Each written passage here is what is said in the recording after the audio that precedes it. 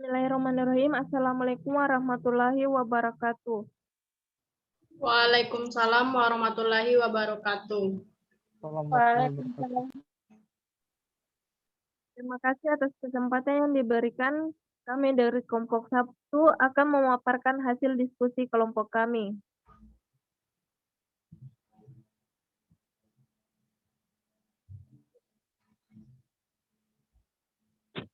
Sebelum itu, terlebih dahulu saya akan memperkenalkan teman kelompok saya. Saya sendiri Indah Lestari dengan NIM 1992040007. Selanjutnya ada Nur Indasari dengan NIM 1992040009. Selanjutnya ada Nur Aziza dengan NIM 1992040021. Selanjutnya ada Husneni Usman dengan NIM 1992041002. Selanjutnya ada Ikram Edis 1992041004. Selanjutnya ada Hasnur Aziza dengan NIM 1992041024. Untuk mempersingkat waktu, langsung saja kita ke pokok pembahasan yang pertama, yaitu historical cost. Historical cost adalah nilai suatu aset yang mengacu pada nilai harga beli maupun nilai moneter secara real. Selanjutnya ada historical cost dan pengaplikasiannya. Ada dua metode yang digunakan, yaitu metode biaya historis, historical cost of human resource. Metode pengukuran biaya historis ini menghitung dan mengkapitalisasi seluruh biaya yang berkaitan dengan penerimaan dan pengembangan sumber daya manusia yang dimiliki oleh perusahaan. Yang kedua yaitu metode biaya pengganti, replacement cost of human resource. Metode ini terdiri dari penafsiran biaya pengganti sumber daya manusia yang sudah ada dalam perusahaan. Selanjutnya saya berikan ke saudara Ikram Edi untuk melanjutkannya. Terima kasih atas kesempatan yang telah diberikan. Pokok bahasan yang kedua yaitu alasan dibalik dominasi model historical cost dan penolakannya. Yang pertama ada dominasi historical cost. Ada alasan dibalik dominasi historical cost yaitu sebagai berikut. Yang pertama, biaya historis relevan dalam pengambilan keputusan ekonomi. Yang kedua, biaya historis didasarkan pada aktual, bukan hanya mungkin transaksi. Yang ketiga, sepanjang sejarah laporan keuangan berdasarkan biaya historis telah ditemukan untuk menjadi berguna. Yang keempat, konsep terbaik memahami keuntungan merupakan selisih harga jual atas biaya historis. Yang kedua ada penolakan historical cost. Biaya historis memang banyak membantu, namun tidak cukup memuaskan dalam penilaian untuk pengambilan keputusan ekonomi. Ketika aset dibeli, biaya historis memang tepat sebab menunjukkan harga kini, tetapi dengan berlalunya waktu, biaya historis hampir tidak akan relevan lagi. Dalam kondisi terjadi kenaikan harga, laba perusahaan akan terlalu tinggi karena penyusutan aset yang terlalu kecil.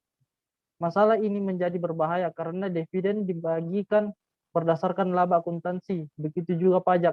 Satu-satunya alasan penggunaan biaya historis yang cukup kuat adalah adanya asumsi kelangsungan usaha. Saya kembalikan kepada moderator. Selanjutnya akan saya lanjutkan pembahasannya, yaitu isu-isu penilaian historical cost. Ada beberapa masalah utama yang menjadi kontroversi dalam pembuatan laporan keuangan, yaitu yang pertama, reference. Banyak orang yang percaya bahwa standar akuntansi historical cost telah banyak kehilangan relevansinya dikarenakan kegagalan mengukur realitas ekonomi. Yang kedua yaitu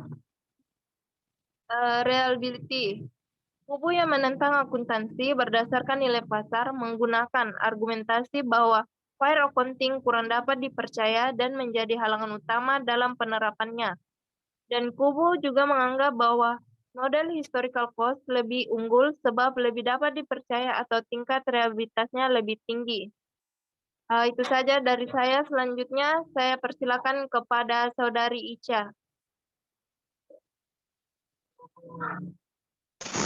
Oke, baik. Terima kasih atas kesempatannya. Pokok pembahasan yang ketiga yaitu current cost. Realisasi fisik dan keuangan adalah pelaksanaan kegiatan yang berhubungan dengan segala aktivitas konstruksi dan perkiraan dana keuangan di masa mendatang, sesuai dengan alokasi dananya.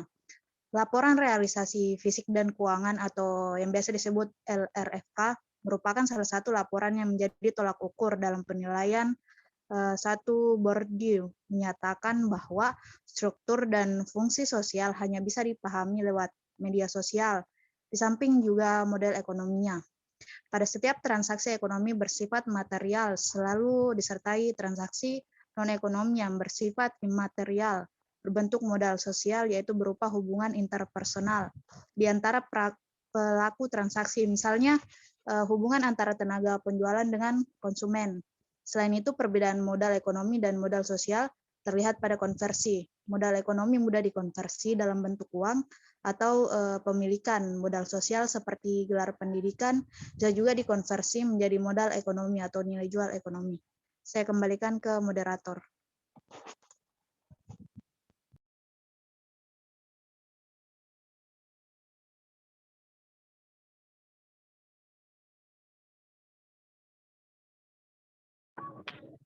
Selanjutnya akan dilanjutkan oleh Saudari Nur Indah. Saya persilahkan.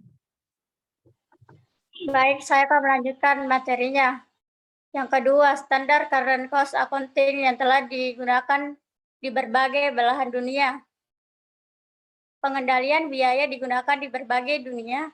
Dalam akuntansi, tujuan pengendalian biaya ini suatu proses akuntansi yang digunakan untuk mengumpulkan biaya standar guna perhitungan selisih di antara keduanya. Informasi mengenai selisih antara biaya standar dengan sesungguhnya disajikan kepada manajemen untuk dipakai sebagai dasar penentuan sebab-sebab terjadinya selisih. Informasi mengenai penyebab terjadinya selisih ini dapat dipakai untuk menilai prestasi manajer yang bertanggung jawab atas terjadinya selisih tersebut. Perlakuan biaya standar sangat penting bagi manajemen untuk mengendalikan sebuah pengeluaran biaya supaya tepat sasaran. Sistem biaya standar ini merupakan alat yang digunakan untuk pengendalian biaya yang efektif karena pusat pertanggungjawaban antara masukan dan keluarannya yang dapat diukur secara kuantitatif sehingga dapat ditentukan tingkat efisiennya. Terima kasih. Itu saja yang dapat saya sampaikan. Saya kembalikan kepada moderator. Baiklah, selanjutnya akan dipaparkan oleh Saudara Ikra Medi. Saya persilahkan. Yang ketiga adalah analisis kritik, kontra argumen, dan hasil empirical study terkait current cost accounting. Yang pertama, kritik terhadap current cost. Kritik akuntansi memiliki dua kubu yang berbeda, yaitu para pendukung biaya historis dan para pendukung exit price. Para pendukung biaya historis, akuntansi menolak akuntansi biaya, terutama karena melanggar prinsip realisasi tradisional. Adapun yang menjadi perhatian mereka adalah perusahaan bermaksud untuk menggunakan aset bukan menjualnya. Jadi perubahan harga pasar tidaklah relevan. Yang kedua, para pendukung exit price. Pendukung akuntansi exit price mengamati sejumlah kelemahan dalam current cost accounting. Mereka berpendapat bahwa istilah cost menyiratkan opportunity cost atau pengorbanan untuk alternatif terbaik. Hampir dalam semua kasus bahwa current scientific dihadapi oleh perusahaan, yakni oleh menjual aset daripada menggunakannya, tapi tidak untuk membelinya karena perusahaan telah memilikinya. Oleh karena itu, perusahaan cost harga untuk membeli item tidaklah relevan.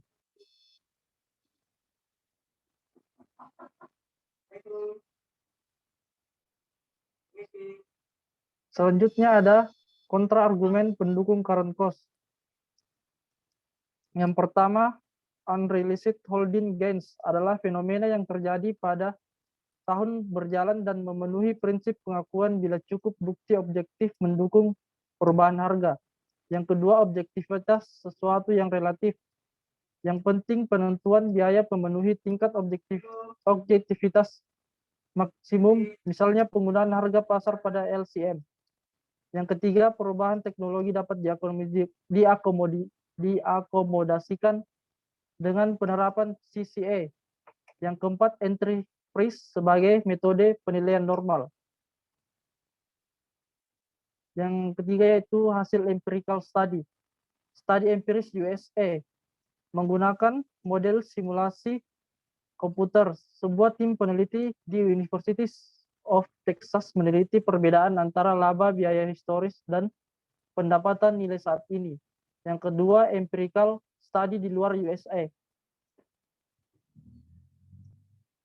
Sebuah studi oleh Empirical Button telah menunjukkan bahwa tahun 1990-an harga saham Australia ketiga tertinggal 1 tahun saat berhubungan dengan pendapatan current cost perusahaan dan bukan dengan pendapatan nilai historis dari rasio keuangan yang diturunkan. Menyediakan data berkualitas tinggi keuangan dan informasi akuntansi yang relevan yang diperlukan untuk memberikan umpan balik pada penilaian saham dan keadaan umum ekonomi. Saya kembalikan kepada moderator. Selanjutnya akan dilanjutkan oleh Saudari Husnaini. Saya persilahkan. Terima kasih atas kesempatannya. Selanjutnya, exit price accounting.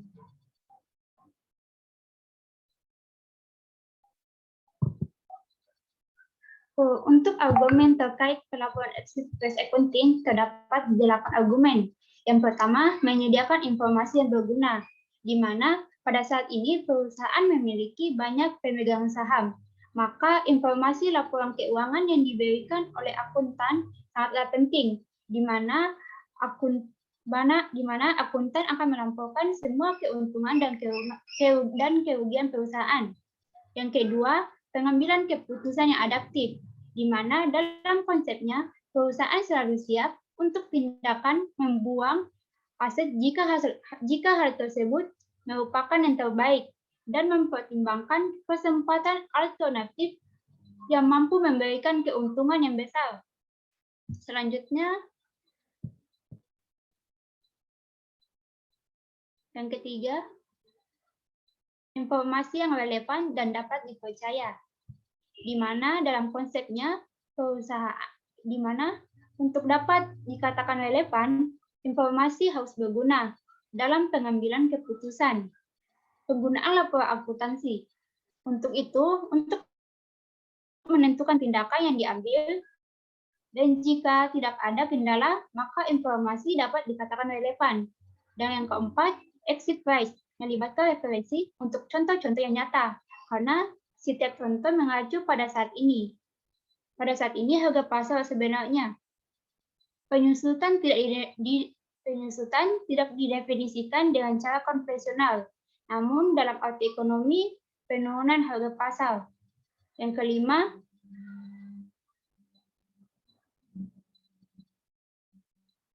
alokasi, di mana sistem akuntansi biaya sangat bergantung pada alokasi biaya untuk penilaian aset dan penentuan keuntungan.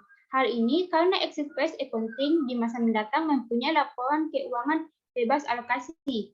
Yang keenam, exit price melibatkan referensi untuk contoh yang nyata, karena setiap contoh mengacu pada saat ini. Harga pasar sebenarnya menurut tidak didefinisikan dengan cara konvensional. Selanjutnya,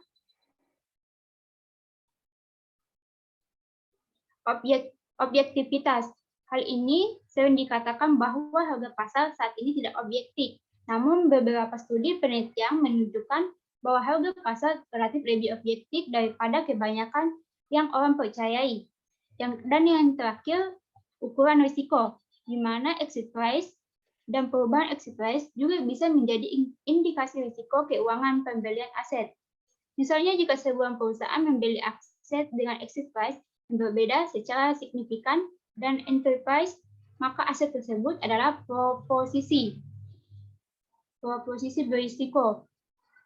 Dan informasi keuangan menunjukkan bahwa pembelian aset tersebut harus merupakan proposisi jangka panjang, di mana nilai ekonomi yang ditemukan oleh nilai pakai. Sebaliknya, jika exit price meningkat secara drastis, biaya peluang meningkat kembali dan harus dioperasikan dengan lebih efisien. Sekian penyampaian dari saya. Selanjutnya saya sampaikan kepada moderator. Baiklah, selanjutnya akan dilanjutkan oleh Saudari Nur Aziza. Saya persilahkan. Baiklah, terima kasih atas kesempatan yang memberikan. Selanjutnya yaitu konsep perilaku adaptif exit price accounting. Ketika perusahaan membeli aktiva tidak lancar, ia akan mengubah kemampuannya untuk beradaptasi. Jika aset tersebut dibeli untuk kas, penurunan saldo kas perusahaan menyebabkan berkurangnya kebebasan untuk berinvestasi pada yang lain. Jika aset tersebut dibeli secara kredit, hal ini mengurangi kemampuan perusahaan untuk memperoleh kredit lebih lanjut. Tetapi konsep perilaku adaptif melihat perusahaan selalu siap untuk tindakan membuang aset jika hal itu merupakan yang terbaik. Maka perusahaan akan menjaga aktiva tidak lancar hanya apabila nilai sekarang dari arus kas masa depan bersih dari penggunaan aktiva lebih besar dari nilai sekarang dari arus kas yang diharapkan bersih dari investasi alternatif exit value aset tersebut. Oleh karena itu, perusahaan harus mempertimbangkan apakah kesempatan alternatif memberi keuntungan yang lebih besar jika aset non-lancar mereka jual atau diinvestasi. Ini adalah konsep opportunity cost yang menggunakan harga jual dan bukan harga penggantian aset sebagai basis pengukuran. Chamber mengakui bahwa setiap aset pada prinsipnya merupakan sebuah nilai tukar dan nilai pakai. Nilai pakai atau nilai sekarang pada dasarnya adalah sejumlah nilai yang dihitung dari harapan sekarang dan Chambers berpendapat bahwa itu merupakan keyakinan tentang masa depan, bukan fakta sekarang. Selanjutnya itu menganalisis kritik atas exit price accounting. Yang pertama, konsep laba. Keuntungan adalah ukuran efektivitas kinerja aktual perusahaan dalam menggunakan sumber daya yang dipercayakan. Bell mengatakan aktiva tertentu telah dibeli dengan rencana operasi yang direncanakan. Rencana itu, operasi-operasi, memang orang-orang yang telah mengembangkan rencana harus dievaluasi alternatif-alternatif tentang masa depan yang dianggap dan tugas akuntan untuk memberikan data untuk mengevaluasi. Yang kedua yaitu additivity. Pendukung exit price mengklaim bahwa pengukuran akuntansi jika mereka harus objektif harus didasarkan hanya pada nilai masa lalu dan kini. Perhitungan antisipasi tidak dapat ditambahkan bersama-sama dengan angka saat ini. Selanjutnya yang ketiga, penilaian kewajiban. Chamber berpendapat bahwa hutang obligasi secara efektif berbentuk modal dan harus dinyatakan sebesar nilai nominal. Bukan dinilai pasar ini telah membuat inkonsistensi karena obligasi sebagai aktiva harus dinyatakan sebesar nilai pasar. Dalam pertahanan, Chambers menyatakan bahwa pada waktu tertentu terlepas dari harga di pasar, perusahaan yang berutang kepada pemegang obligasi hanya sebesar jumlah kontrak obligasi. Karena itu adalah jumlah kontrak yang relevan dalam menilai posisi keuangan saat ini. Itulah tadi saya kembalikan ke moderator.